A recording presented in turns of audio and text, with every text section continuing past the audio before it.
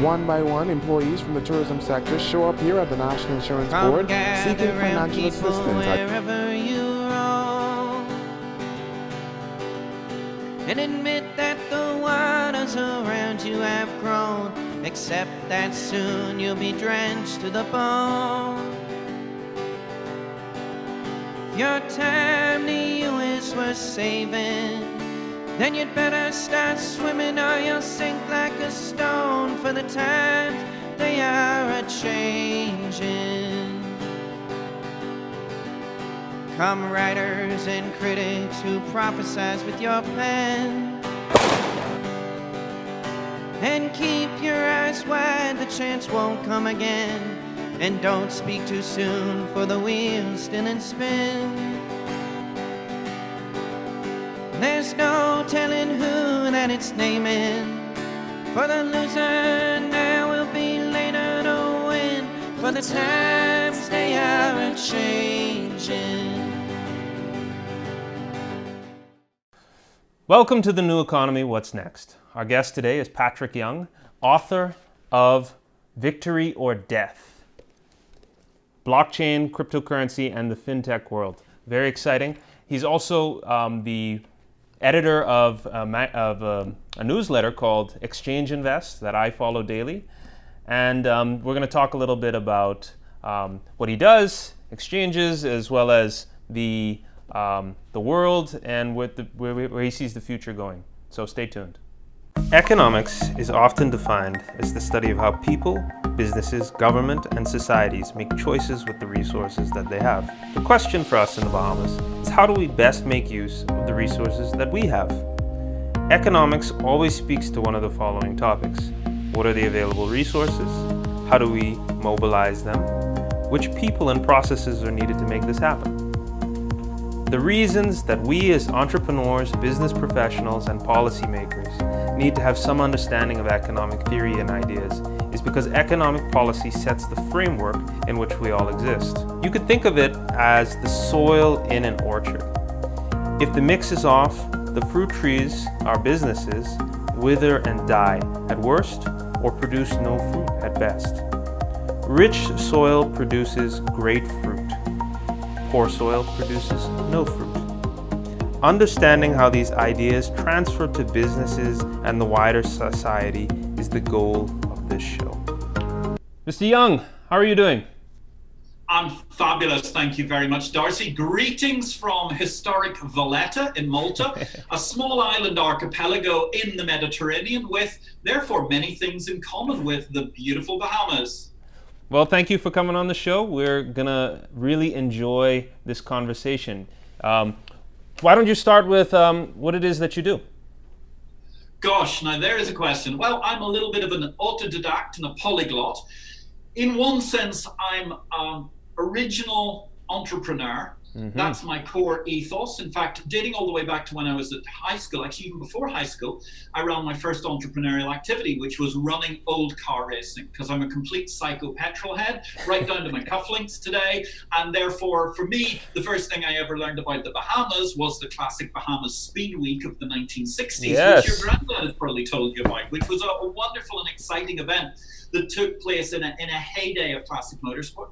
And I went on to do many things. I dealt in racing cars, and I was always fascinated by investment. One of the reasons was because if you're into old cars and racing cars, they cost a lot of money, and therefore you need money to do something with them. It's natural. It's natural progression. And therefore, a lot of people told me bits about investment. So I started teaching myself about investment as I went along. And therefore, very quickly, I was investing my own money, not terribly well, it has to be said. But at the same time, that got me fascinated. I loved technology from when I was a child. Now, the technology that I loved when I was a child, Darcy, is the sort of thing you would laugh at, because to you, when you were brought up, it was already like a fairy story. I mean, we're talking about, my first computer had a whopping 16K of ROM, 1K of RAM, which was expandable to 16K of RAM, and I thought it was the coolest thing ever. And essentially, you can go to AliExpress and spend $20 on a smartwatch today, which has about 500,000 times the processing power. I have seen one of those computers before, and it was in a museum, so yes. Yeah, exactly. It was in a museum. That's totally it.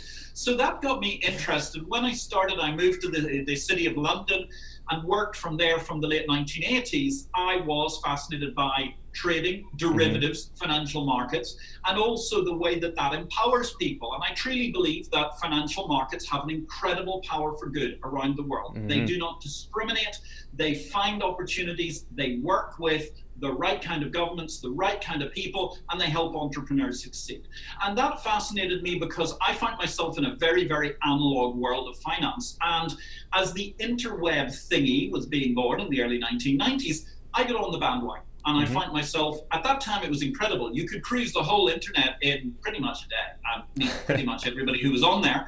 The World Wide Web was in its infancy, and I started from there doing different pieces of e-commerce. And that got me into the business of, I'd published some stuff before. I used to be actually a car journalist in a previous life. And therefore, the interest in publishing financial stuff doing e-commerce just stayed with me. And by the time I'd reached the mid-1990s, I realized that the way people were doing finance just, well, to use a technical term, it sucked. It was very analog. It had a lot of paperwork. It involved huge numbers of people. I mean, it was fascinating. You can go back and watch that old video trading places, and there's all these guys shouting at each other, and it's amazing. I mean, floors trading coffee, and the guys are all using their hand signals, and they're shouting at each other, and it's incredible there was any order through that. But you look at the way that today, one little computer, even some of those things that could be in a museum, can manage to trade huge, more amounts, generate more data, be more efficient. So that led me to, by the late 1990s, I wrote a book called Capital Market Revolution. So that was this book. Yes. Now, this book, I've got to say, was and remains an incredible project because there were people right around the world who were inspired by that book. My father is one of them. Yeah, very, very influential piece of work for him. You know. And it's incredible because I wrote what I hoped would be a very fast read. You could read it on a transatlantic flight. So in 6 hours, it would give you an idea of this breathtaking opportunity there was for financial markets to move forward, to become more democratic, to help people. Everybody, not just the denizens of the 1% or the 0.1%. Didn't matter whether you didn't have a yacht, you didn't even have to have a car. You could get involved in internet finance, and that was going to be the way forward. And that book talked about a lot of themes. It actually, I still find it very amusing because I show people how it talks about electronic money. And there were a lot of people, even sort of 7, 8, 10 years ago, they were talking about this new Bitcoin thing, and I would show them a page in my book, and they were all like, wow, you're not Satoshi, are you? I am not Satoshi. I was not talking about the distributed ledger at the time, but it was really, really interesting because the whole concept of electronic money, after all, was something that was there in the 1990s. The theory was there. The practice was there. When I was writing the book, and I wrote the book in London, Paris, New York, Singapore, Australia, I spent quite a lot of time. And as you went around the world, a lot of those places, they were advertising a thing called beans. And beans was going to be the future of currency. Now, ultimately, it died a death, along with e-gold and a series of other things, which I talk about actually in Victory or Death, the book you've got, and the original Capital Market Revolution as empowering factors. So from there, I advised many of the world's major stock markets, marketplaces around the world, did work with governments. Gosh, I've been all sorts of places. I've spoken to the European Parliament and traveled the world, which was fantastic. Really, really interesting. Done a lot of work in dot-com businesses. Being a director of multiple things, I ran a stock exchange in Romania, I ran a small commodity exchange in Australia at one point in time, being involved with multiple venues. But nowadays, I suppose what people know me for is what I call it my front business, but by that means, I do not mean that I'm dealing in drugs or, in other words, criminal activity, but it's simply the thing that people see a lot of me for, which is exchange. Gets them in the door. Exchange Invest is, you know, the world's niche publication. It is the book of the business of bourses. And we nerd out on this fascinating, to us, exchange world that has been going since the ancient Phoenicians were trading with the ancient Maltese 6,000 years ago from Beirut to Valletta. And, well, obviously not actually Valletta, because the capital of Valletta was only founded 500 years ago. But it's an interesting aside because the exchange model really is very similar. to the world of today, and the exchange model is a powering factor of e-commerce. So those are some of the things I do, and I still love old cars, and I still commentate on the annual Old Car Grand Prix we have in Malta to this day. Well, let's talk a little bit about you. So you gave, you've been you've worn a lot of hats, and this has given you a lot of exposure to what's really going on at the highest level of some of these exchanges. So let's talk a little bit about the future and where do you see kind of the exchange world going. We'll be right back after a short message from our sponsor. At ArrowACX, we understand that for businesses to grow, they need capital to hire staff, buy equipment, and fuel innovative ideas. We support this process by using technology, years of business acumen, and a world-class team to get business the investment they need to get to the next level. If you are a business owner and need between $100,000 and $3 million, contact us today. We will schedule a meeting over the phone or video chat. Get on the path to your dreams. ArrowACX. Dream bigger.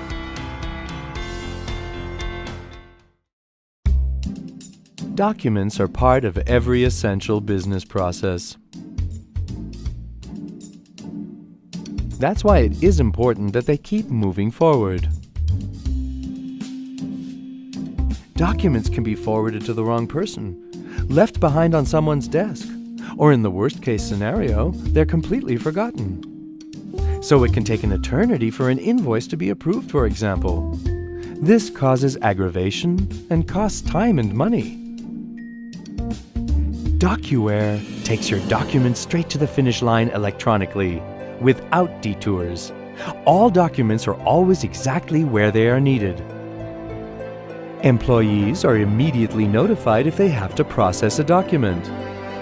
And what previously took an eternity is now almost incidental.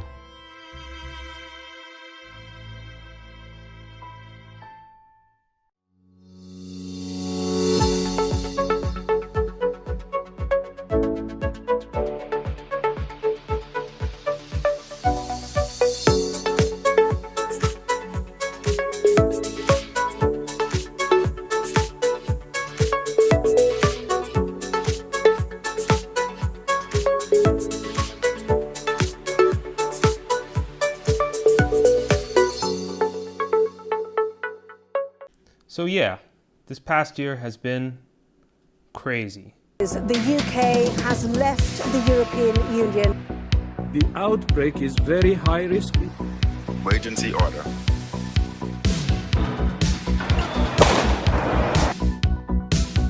There are fears that the Dow will drop. The job loss numbers staggering.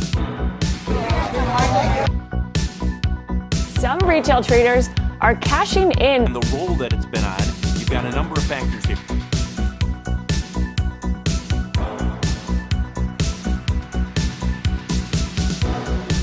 Join me and the over 5,000 viewers on The New Economy. There I interview innovators, technologists, financiers, regulators, and business people on what's next in the new economy. Season 2. Join me and my guests every Tuesday and Thursday at 9 p.m. on our TV. The New Economy. What's next? Well, let's talk a little bit about you. So you gave, you've been you've worn a lot of hats. And this has given you a lot of exposure to what's really going on at the highest level of some of these exchanges. So let's talk a little bit about the future and where do you see kind of the exchange world going? And yeah, let's start from there. Well, first of all, let's say we're in the midst of COVID-19. You've got a bit of a lockdown going on. We've got a bit of a crisis going on here again in Malta because lots of tourists have arrived. We've hugely tourist-dependent economies. And that's a big worry for people. And frankly, if you want me to stand here and say, don't worry, Darcy, the economy's all going to be hunky-dory in the next 6 months, I'm not going to lie to you. No, I'm really concerned about what's going on. I mean, what's going to happen in the next few months could be really, really difficult. And that is a terrible thing because no one wants to see people suffer. No. However, what I think is so exciting is the future that we get to out the other side of this. Because the exchange is an epicenter of commerce. It's an enabler, a level playing field that allows people to transact business better. And the thing that capitalism does incredibly well is it takes last generation's luxury and turns it into the next generation's commodity. Yeah. And that's as true of television, which, 50, 60 years ago, we can all talk to, granddads, great-granddads were looking at this thing and it was just the most revolutionary thing that they've seen. And nowadays, there are articles in newspapers, I saw one in City AM in London this week, where people were talking about the fundamental human right of broadband bandwidth. Yeah. And that's a great thing, because look how far we've gone so quickly. The future is very bright. Biotechnology, nanotechnology, everything is an enabler. The problem is, how do we get onto that bandwagon? And particularly, how do small nations get onto that bandwagon? Because obviously, the Bahamas looked like a really wonderful, exciting, verdant land to people who were landing there 150, 200 years ago. It was exciting, it was wonderful. And then somebody said, whoa, just over the horizon there, a couple more days sail, you won't believe how much land there is. Well, here's the thing. Let me correct your timeline. Did you know that Columbus landed first in the New World in the Bahamas? I was aware of the fact that 500 years. It's been 500 years. 500 years. So, you think about it and you look at that and you think, well, obviously, when people go there, they go for the big scale, the size, and you think about the sheer size of Florida next door to you, let alone the rest of the United States that it's attached to. And it's obviously a thing. But on the other hand, when you're trying to get a consensus amongst 450 million Americans, as we can all see to this day, it's a bit of a challenge. It's a challenge. I mean, that's an understatement. It's borderline impossible. Yeah, precisely. Whereas, if you've got a small country, and I mean, Malta and the Bahamas are incredibly similar. We're similar kinds of GDP.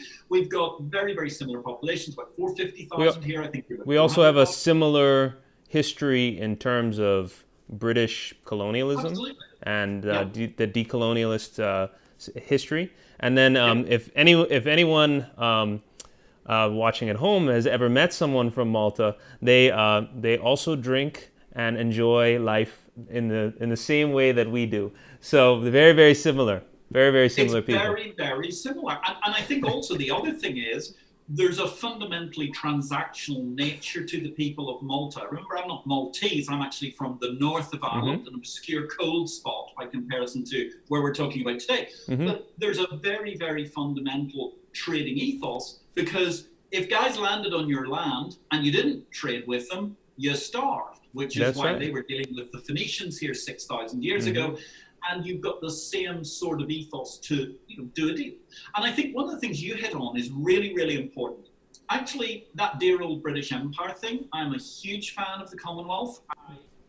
It's fascinating. So, if you look at one of the things that we have, which is an incredible binding tie, scrub out anything you want to say about the British Empire, this, that, and the other, but British Anglo-Saxon law is an incredibly logical canon of law that can be recognized by billions of people across the world. Absolutely. And it is incredibly pro-trade, pro-transaction, and recognizes naturally a series of human and corporate rights. Yes. And that's very important, because I've spent a huge amount of time in Eastern Europe, for example, and some of the legal systems there, particularly after 50, 60 years of communist government, are just a nightmare. Yeah. The fundamental legal basis may not be there for you to do what in the Bahamas would be the most natural transaction. We'll be right back after a short message from our sponsor. Think direct ownership of the Bahamian pie isn't for you? Think again. At Arawak we believe in the ingenuity of the Bahamian people. These times are uncertain and unprecedented, but we know that in every crisis there is an opportunity to add value to people's lives. To this we understand that new businesses will be formed and old ideas whose time has finally come will be realized. We see this in industries long been ignored by traditional financial services and by society at large, particularly in our digital businesses, agribusiness, fishing, manufacturing, and even new touristic ventures. Due to our present circumstances, these businesses have finally been brought to the forefront. Arawak seeks to give your ideas and your participation a means of making your financial dreams a reality. We give businesses and investors tools needed to finance them. Business is a complicated thing, with many moving and changing parts that often require multidisciplinary teams to turn ideas into reality. While no one can truly say which businesses will make it and thrive and which will not, there are certain formulaic traits that successful businesses have. This is why we here at Arawak place such a high emphasis on corporate governance and the structure it brings to give companies the best chance at growth and expansion. Arawak operates a regulated and financially inclusive platform that combines modern technology with best practices and a world-class team to bring together businesses and investors at every level, allowing wider participation in ownership of companies. So here's how it works. Investors, both foreign and local, individual and institutional, can view offerings and directly invest into these companies. We have spent several years and invested greatly in our staff and technology processes. We are doing this by greatly expanding the ease of investment. In other words, people will be able to participate in promising new ventures for as little as $50. The ethos of our institution is that of financial inclusion. And in this spirit, we ourselves will be a publicly traded company. In these next few months, as we roll out our platform, know that we view ourselves as an integral part of a wider societal change, the change that brings ownership, opportunity to everyone. We are pleased to work with our partners in industry, government, civil society, and the people in making the Bahamas the best little nation on this planet. As a first step, we have put together a free online course, the Intelligent Bahamian Investor Masterclass, that will give you some of the basics to investing. This can be found at invest242.com. Arawak Dream Bigger. So yeah, this past year has been crazy. The UK has left. The outbreak is very high risk. Emergency order. That the Dow will drop. The job loss numbers staggering. Retail traders are cashing in. Join me on The New Economy. There I interview innovators, technologists, financiers, and business people on what's next in the new economy. Season 2, every Tuesday and Thursday at 9 p.m. on our TV.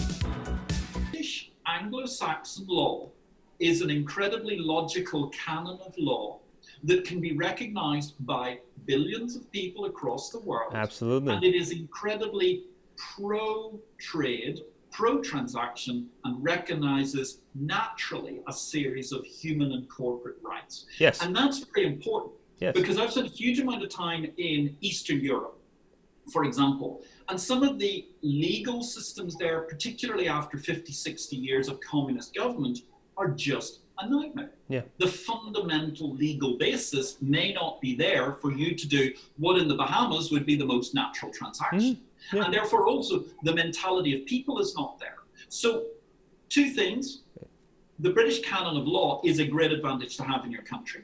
A small country, I firmly believe, has an incredible opportunity at this point in time. Now, the government has to be brave. And when the government is brave, that doesn't mean that the government rushes out leading everybody forward and saying what the initiatives are going to be. The government actually has to be brave and step back and go, how can I help you do something different? Mm-hmm. Because if we look at small islands and how they've succeeded, and if you take, for example, an island like the Isle of Man, so that's midway between the United Kingdom and the island of Ireland itself, effectively between Liverpool and pretty much Northern Ireland. Mm-hmm. Now, that was a great tourist resort, still has a lot of tourism, but it doesn't have the weather of the Bahamas or the weather of the Mediterranean. But when they hit their ultimate bottom in the 1980s, they were a cheap manufacturing haven. And ultimately that got blown away because they got blown away by the Chinese, they got blown away by Taiwan, all of Southeast Asia, and even Eastern European production, etc.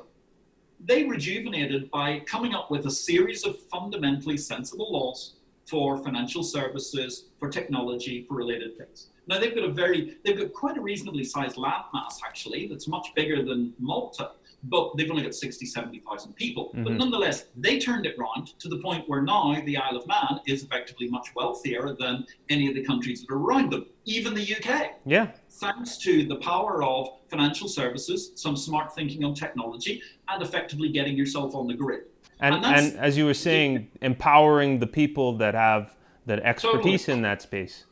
Totally. Empowering people with expertise and raising the game for other people. I think, one of the other things that's very key at the moment for everybody that's on Earth, a lot of people are scared about their jobs during COVID-19. Totally understand that. Very understandable. The big challenge is we're not staying in this job for life basis.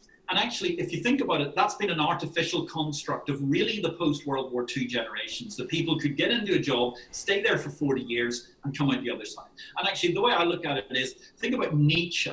I mean, Nietzsche is a philosopher who had an incredible impact upon humankind. He lived to be more than his due allocation of 70 years and 10 in the 19th century, when getting to 70 years and 10 was an achievement. And the philosophy that he's most famous for, he wrote for 20 years. Yeah. He did a lot of other stuff during that time. And we all have to therefore be very flexible in how we're going to go through different deals and businesses and so on. And I think the other thing we probably have to think about is that a lot of us are not looking at retirement. I was talking to a friend of mine yesterday. He's a wheeler dealer. He's nearly 70 years old. And he's like, man, I'm just warming up. Yeah. No, it's especially in the business. When you start getting good, is like... The truth is, when you deal with most business people, they don't really start getting into their groove until they're like 55s. So, so a guy in his 70s, he's done 15 good solid years, and he's ready for another 15, I'm sure. It's absolutely super. If you look at the chairman of the New York Stock Exchange, the man Jeff Sprecher, who's the best entrepreneur in the world of exchanges and financial markets, he's in his early 60s, and he's like, whoa, I just love this. I'm only warming up. And essentially, there's not even a suggestion of retirement, because he is absolutely at the top of his game. He's hitting home runs all the time, and the team around him are absolutely fantastic. And that's something that I think a lot of us are very, very enthused about, because I certainly believe it is such a world of opportunity, and it's such a world of opportunity for everybody, Darcy. I think what makes me and my old man, who's not that old, successful is that we're both can add value to the process in different ways. I'm more technical because I'm closer to the modern age. I'm a digital baby, whereas he understands more of the connections and the business environment, and as well as long-term strategic thinking, things of that nature. So I think it's where the right idea, like an exchange, where ideas and different types of people can meet, as you say, with a level playing field, where you can really see this growth of things. Absolutely. The interaction is fantastic. And that's why also the intergenerational interaction is really interesting. You're a digital native, 100%. I'm what I like to call the bold generation, like your dad. So I was born analog, but I'm living digitally. It's got nothing to do with... Oh, okay. I get you. I understand you now. It's vitally important because, okay, my way of living digitally may not be the way you live digitally, but at the same time, I understand a great deal about how essentially you put together the building blocks of technology and how that can be used. Different people use it in different ways. But the empowering factor of technology at the moment is mind-boggling. In the late 1990s, I built a publishing system, and it was developed for me. We spent $1 million on that. Now, we could do the same thing more reliably with WordPress for no more than $5,000. Yeah.